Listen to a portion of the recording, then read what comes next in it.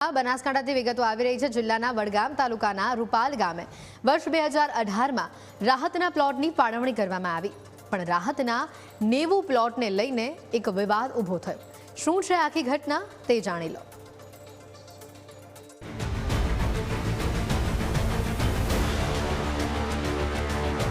રાહતનો પ્લોટ મળે તો કોને રાહત ના થાય, પણ બનાસકાંઠાના વડગામના રૂપાલ ગામે રાહતના પ્લોટની ફાળવણી આફત બનીને ઊભી થઈ છે।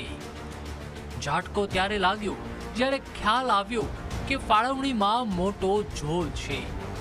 સ્થિતિ એવી છે કે હવે ડીડીઓએ તમામ પ્લોટની ફાળવણી રદ કરી છે।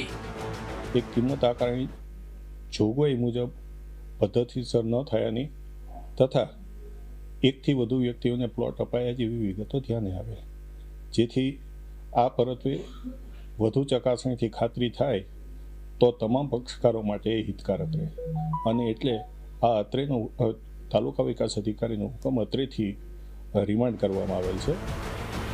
જો કે આ પ્લોટોની હરાજી બાદ આ પ્લોટ ફાળવણીમાં ગેરરીતિ અને ભ્રષ્ટાચાર થયો હોવાના આક્ષેપ સાથે ગામના જ સ્થાનિક કેસરભાઈ ચૌધરી દ્વારા ટીડીઓથી લઈ ડીડીઓ કચેરી સુધી લેખિત રજૂઆત કરાઈ છે, અને ગ્રામ પંચાયતના પૂર્વ સદસ્ય એવા માલાભાઈએ ભ્રષ્ટાચાર કર્યો હોવાનો આરોપ મૂક્યો છે।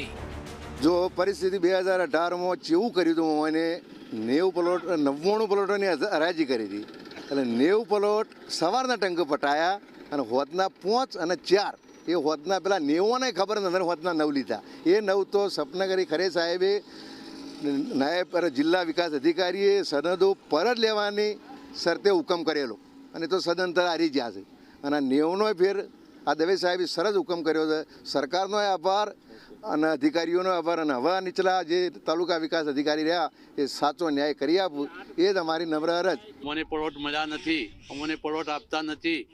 આ લોકો વેપારનો ધંધો કરવા માટે પ્લોટ લઈને વેચે છે, અમને આપતા નથી। અમારે જરૂરિયાત છે, અને અમારા છોકરા સાપરામાં રહે છે, અમે ભાડેથી રહીએ છીએ, ભાડો ભરીએ છીએ, અમને પ્લોટ આપતા નથી।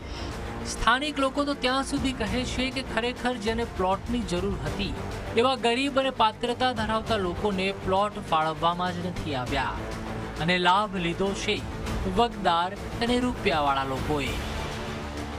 વડગામ તાલુકાના રૂપાલ ગામે આજથી 7 વર્ષ અગાઉ જે પ્લોટ છે ને પ્લોટની ફાળવણી કરવામાં આવી હતી, સાથે સાથે 90 જેટલા પ્લોટોની હરાજી પણ કરવામાં આવી હતી। એટલે ગામના જાગૃત નાગરિકને ક્યાંક ને ક્યાંક આમાં ભ્રષ્ટાચાર લાગતા તેને જિલ્લા વિકાસ અધિકારીને લેખિતમાં રજૂઆત કરી હતી। એટલે કે જિલ્લા વિકાસ અધિકારી દ્વારા તપાસ કરાતા 90 જેટલા જે પ્લોટો છે તેને રદ કરવા માટે આદેશ આપવામાં આવ્યા હતા। એટલે જેને લઈને અત્યારે તો ગામમાં પણ ક્યાંક ને ક્યાંક વિરોધ જોવા મળી રહ્યો છે। મહત્વનું કહી શકાય કે જે રીતે જિલ્લા વિકાસ અધિકારીએ આ જે પ્લોટો છે તે રદ કરવાના આદેશ તો આપ્યા છે, મહત્વનું કહી શકાય કે આમાં જે તત્કાલીન જે તલાટી અને ટીડીઓ હતા તે પણ શંકામાં ડાયરામાં હોય તેવું અત્યારે તો લાગી રહ્યું છે। એટલે મહત્વનું કહી શકાય કે અત્યારે જે તત્કાલીન ટીડીઓ અને જે તલાટી હતા તેમના ઉપર પણ જિલ્લા વિકાસ અધિકારી છે તે કાર્યવાહી કરશે કે કેમ તે પણ એ અત્યારે એક મોટો સવાલ છે। Ratansinh Thakor, news capital, Banaskantha.